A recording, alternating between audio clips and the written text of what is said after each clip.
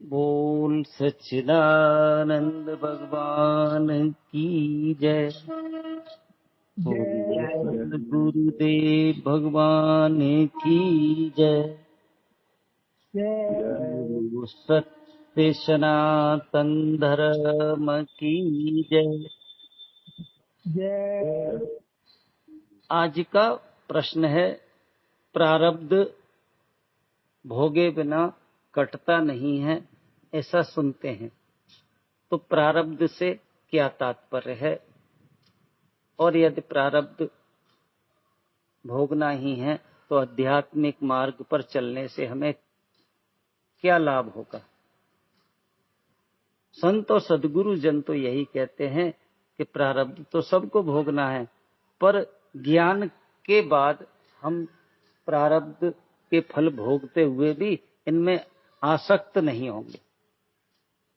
अभी हम आप सब लोग प्रारब्धानुसार सुख दुख लाभ हानि मान अपमान पा रहे हैं और सुखी दुखी भी हो रहे हैं।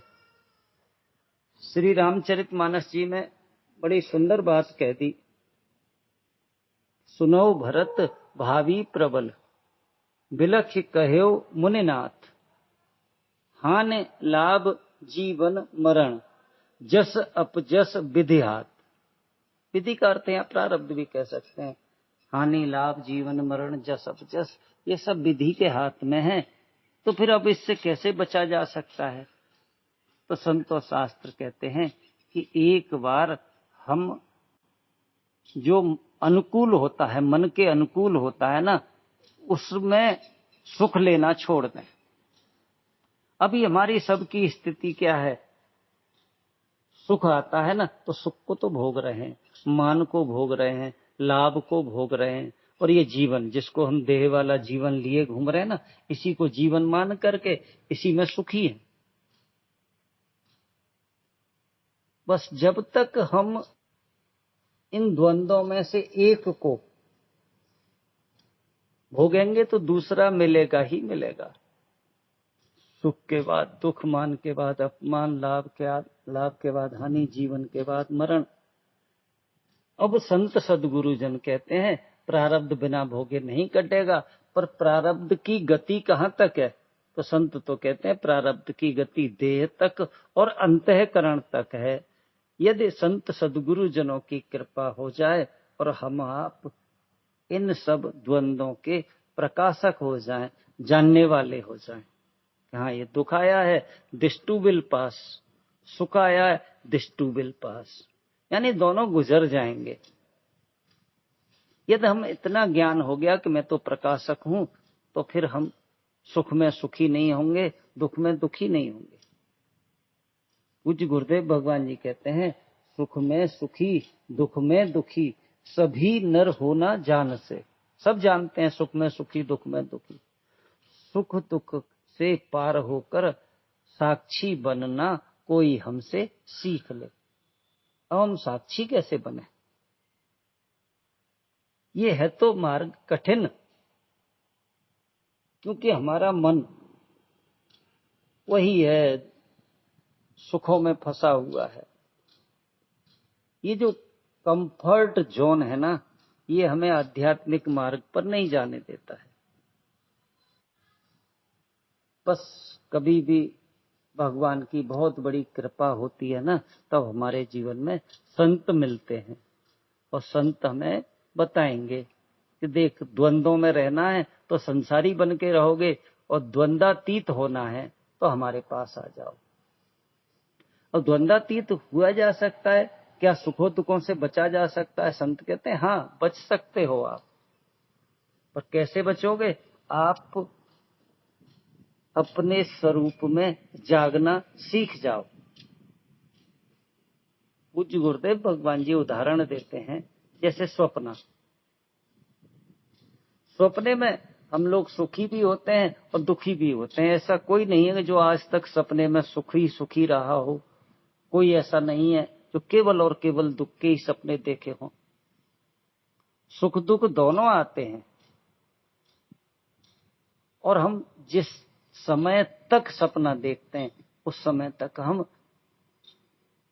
सुख और दुख दोनों को भोग रहे हैं।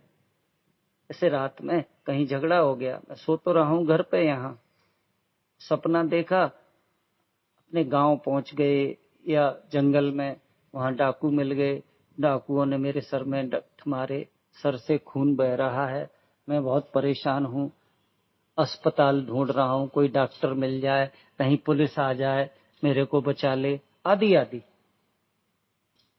और ये परेशानी कब तक है? जब तक हम जाग ना जाएं। पूज्य गुरुदेव भगवान जी भी यही कहते हैं कि ये जो सपने को हम आप नहीं जगना जानते, ये जग जाते तो उसी समय न तो सर फूटा था, न लूटे थे, न बदमाश थे, परंतु सपने की नींद से जगाने वाले तो भगवान हैं, परमपिता परमात्मा, वो जगाते हैं। पर यहां संसार में गुरु जगाएंगे। अब गुरु जगाना चाहते हैं और हम जगह नहीं तो गुरु कुछ नहीं कर सकते। हम तो सुख में इतने लिप्त हैं, मान में लिप्त हैं और थपेड़े भी खा रहे हैं। ऐसा नहीं है सुख के बाद दुख ना भोग रहे हो, मान के बाद अपमान लाभ के हाथ, ये जीवन जी रहे हैं पर डरे डरे जी रहे हैं, मर जाएंगे, क्या होगा, हे भगवान कुछ ऐसा ना हो जाए, अर्थात अनहोनी ना हो जाए। बस संत और शास्त्र कहते हैं कि एक बार यहां संसार सागर में जग जाओ, और यहां जगाने वाले केवल और केवल गुरु हैं। और गुरु कौन से? जो स्वयं जागे हों स्वरूप में, ऐसे गुरुजनों के लिए कह दिया जीवित और जागृत सदगुरु का होना बहुत आवश्यक है। या जीवित से तात्पर्य क्या है? जो स्वयं अभी सदेह उपलब्ध हैं, और जागृत का अर्थ है जो अपने ब्रह्म स्वरूप में, जो अपने साक्षी स्वरूप में जगे हुए हैं, और वही फिर कह सकते हैं कि ये जन्म मरण है देह का, सुख दुख मन का जान, और राग द्वेष मति के धर्म, और तू इन सब से मुक्त है। सांख्य शास्त्र निर्माण से वो हम जान जरा प्यारे। ये जानना है, मानने से बात नहीं बनेगी। और पहचान क्या है जागे हुए पुरुष की? कि प्रारब्ध बसात उसके देह और अंतःकरण तक दुख आएंगे, कष्ट भी आएंगे, पर वह जानता है कि जगत है जागृत का सपना। ये तो सपना चल रहा है, सुख आया दुख आया, और दिस टू विल पास। इतना दृढ़ विश्वास हो जाए कि पहले कितने हमारे आपके जीवन में सुख नहीं आए हों। कल्पना करें, सुख आए, कौन सा सुख टिक गया? दुख आए, ऐसा कोई व्यक्ति नहीं है जो कह सके कि मेरे जीवन में तो दुख आए ही नहीं। दुख आए वो भी चले गए। तो इतना ही तो विवेक हो जाए, ये तो आना जाने वाला है और मैं जानने वाला हूं। दुख आया तो आप सुख में सुखी मत हो जाएं। आप कहें हाँ ये सुख आ गया है, दिस टू विल पास। फिर आया दुख, बोले ये सुख नहीं टिका है तो दुख कहां से टिकेगा? तो प्रारब्ध की गति अंतःकरण और देह तक है, और मैं इनसे पार हो सकता हूं अपने जागृत स्वरूप में। जागृत स्वरूप का अर्थ मैं साक्षी हूं, मैं तो प्रकाशक हूं, और ये सब आएंगे जाएंगे, मेरा कुछ बिगाड़ेंगे नहीं। किसका बिगाड़ेंगे? ये देह का बिगाड़ेंगे और मन का बिगाड़ेंगे। और मैं देह नहीं हूं, मन नहीं हूं, मैं तो साक्षी हूं। ये ज्ञान बिना टिके हम लाख प्रयास कर लें, लाख पूजा कर लें, लाख भगवान को मना लें, हे भगवान मेरे को दुख मत देना। पूज्य गुरुदेव भगवान जी कहते हैं कि भगवान भी चाह के आपको सुख नहीं, सदा सुख नहीं दे सकते हैं। हाँ, भगवान की चाहना इतनी है कि ये मनुष्य जन्म मिल गया है, अब तुम थोड़ा सा प्रयास करो और सच्चिदानंद की ओर यात्रा करो, और जाना तो तुम्हें हो जाए। वो हम करते नहीं हैं, और संसार में ही सुख दुख चिंता भय रूपी थपेड़े खा रहे हैं। और संत जन जगाना चाहते हैं, पर हम जगना ही नहीं चाहते हैं। मैंने दीदी माँ साध्वी ऋतंबरा जी से एक कथा सुनी थी। एक गुरु और शिष्य दोनों यात्रा कर रहे थे। शिष्य अंधा था और गुरु सूझता था, यानी गुरु को दिखता था, और शिष्य अंधा था तो शिष्य के पास एक डंडा था। अंधा था चूंकि उसी के सारे चलता था। एक रात वो राजस्थान में पहुंचे, राजस्थान में रात में लेट गए। बताते हैं राजस्थान के शाम या दोपहर बड़ी गर्म होती है, पर रात ठंडी हो जाती है। तो यही हुआ जी, उसका जो डंडा था वो रात में करवट अरवट ली, क्या हुआ, डंडा गायब हो गया। एक सांप आ गया। सांप सुबह आकर के उस ठंड पड़ी तो सांप भी डंडे की तरह हो गया। तो सुबह जब जगे उसने अपना डंडा इधर उधर ढूंढा तो वो सांप हाथ में आ गया, वो डंडे की तरह था। और ये तो बहुत चिकना सा है, बहुत बढ़िया है। गुरु चिल्ला रहे हैं, बेटा इसको छोड़ दे, ये सांप है, तेरे को डस लेगा। चेला कहता है, महाराज जी पुराना डंडा खो गया, कितना साफ सुथरा डंडा मिल गया है मेरे को। कि तू समझ नहीं रहा है, जैसे ही धूप निकलेगी, गर्मी पड़ेगी, ये सांप चेतन हो जाएगा और तेरे को खा लेगा। शिष्य कहता है, गुरुदेव मेरे को नहीं पता था, आप मेरे अच्छे डंडे से भी जलते हैं। और यही हुआ, थोड़ी देर बाद सांप चैतन्य हुआ, शिष्य को खा लिया। बस यही स्थिति हमारी आपकी है। हम संसार सुख में ऐसे फंस गए हैं। मोह निशा सब शोभन हारा, देखें स्वप्न अनेक प्रकारा। अब जगाने वाले तो मौजूद हैं, कोई जगना चाहे तब ना। सुख में तो जगना बहुत मुश्किल है। सुख ही तो हमें बांधे हुए, नहीं तो अब तक हम लोग बहुत आध्यात्मिक यात्रा भी कर चुके होते और भौतिक यात्रा भी। हम आप अपने जीवन में देखें, हम घर पे माँ बाप के पास रहते थे, बड़े चैन में थे, पर पहली बार हमने वो सुख का क्षेत्र छोड़ा, स्कूल गए। स्कूल में बड़ी समस्याएं थी, जबरदस्ती पढ़ाया जाता था। अब की बात नहीं है, आज से 30-40 साल पहले मास्टर जी पिटाई बढ़िया वाली करते थे, मुर्गा बना दिया करते थे, कान उमेटते थे।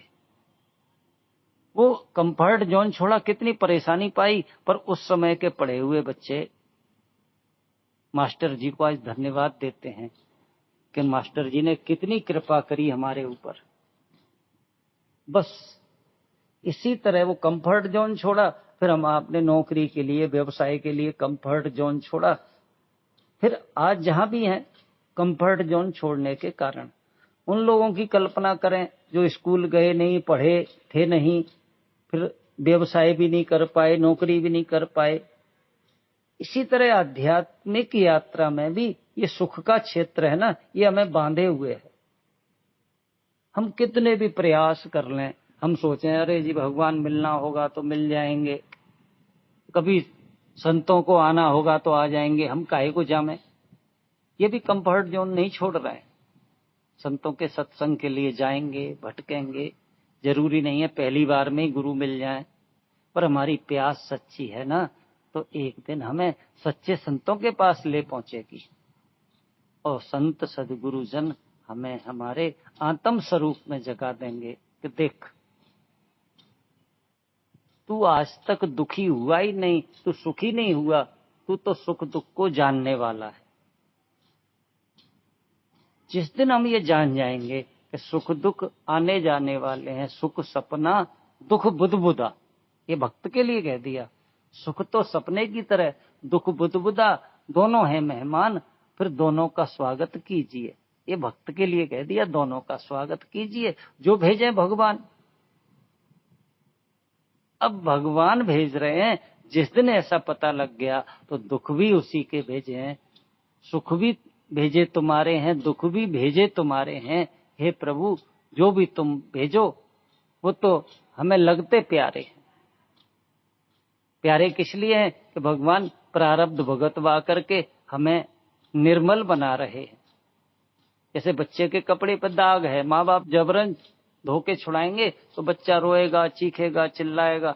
नहीं, अच्छा बच्चा होगा वो कहेगा नहीं, जो भी माँ कर रही है या पिताजी कर रहे हैं मेरे भले के लिए कर रहे हैं।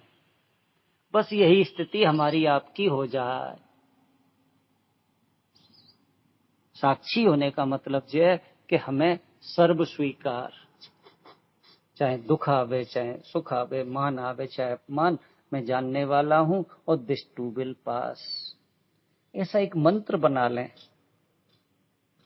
कि आज तक संसार में कोई भी द्वंद्व किसी के जीवन में रुका नहीं।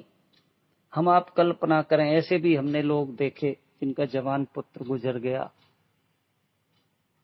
कहते थे अब जिंदगी में हम कभी हंस नहीं पाएंगे, मुस्कुरा नहीं पाएंगे। 2-3 महीने बाद वो भी मुस्कुराना शुरू कर देते हैं। बड़ा बेटा गुजरा था, छोटे बेटे की शादी हो रही है, वही माँ जो कहती थी मैं जिंदगी में अब सुखी नहीं हो पाऊंगी, देखो कैसे नाच नाच के लड्डू बांट रही है। ये सब क्या है कि सुख दुख में ही जगना सीखना है, नहीं तो प्रकृति तो भुलाई देती है। तो जब कभी भी सुख आवे दुख आवे, ये हमारे प्रारब्ध का फल है और दिस टू विल पास। इतना कह के हम क्रिया न करें। पूज्य गुरुदेव भगवान जी कहते हैं क्रिया की प्रतिक्रिया, पहले क्रिया करी थी उसकी प्रतिक्रिया ये आई है प्रारब्ध। अब नई क्रिया कर देंगे तो फिर प्रतिक्रिया, ये तो जन्म जन्म का चक्कर चलता रहेगा। बस हम आप साक्षी बन जाएं, प्रकाशक बन जाएं, तो प्रारब्ध अपने आप कटता हुआ दिखेगा। इतना ही कह के वाणी को विराम। बोल सच्चिदानंद भगवान की जय। सतगुरुदेव भगवान की जय। सत्य सनातन धर्म की जय।